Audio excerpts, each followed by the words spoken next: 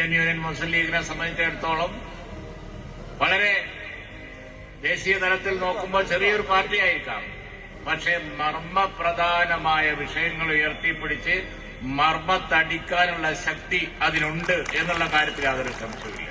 പൌരത്വ പ്രശ്നത്തെ ആ ഘട്ടത്തിൽ സുപ്രീം കോടതിയിൽ നല്ല ഫലപ്രദമായ രീതിയിൽ നമ്മൾ കപിൽ സിബലിനെയൊക്കെ ഹാജരാക്കി കേസ് നടത്തിയത് കൊണ്ടാണ് അത്ര പെട്ടെന്ന് കേന്ദ്ര ഗവൺമെന്റിന് പൌരത്വ നിയമവുമായി മുന്നോട്ടു പോകാൻ കഴിയാതെ പോയത്. അതേപോലെ തന്നെ ആരാധനാലയ സംരക്ഷണ നിയമം 91 നമ്മൾ കൊണ്ടുവന്നതാണ്. ബനാത്ത് വാല സാഹിബിന്റെ പ്രൈവറ്റ് ബില്ലും ചർച്ചയും ബാക്കിയുള്ളതൊക്കെ വന്ന അന്നത്തെ അന്തരീക്ഷത്തിൽ അങ്ങനെ പലതുണ്ടായി. ഇന്ദിരാഗാന്ധിയുടെ കാലത്ത് വന്നിട്ടുണ്ട്. ജനാധിപത്യത്തിൽ ഭരണം തന്നെ വേണം എന്നില്ല.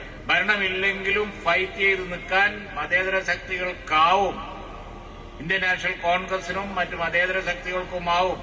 അതിന് ഏറ്റവും ചെറിയൊരു പാർട്ടിയാണെങ്കിലും ശരി മർമ്മത്തടിക്കാനുള്ള ശക്തി ഇന്ത്യൻ യൂണിയൻ മുസ്ലിം ലീഗിനുമുണ്ട്.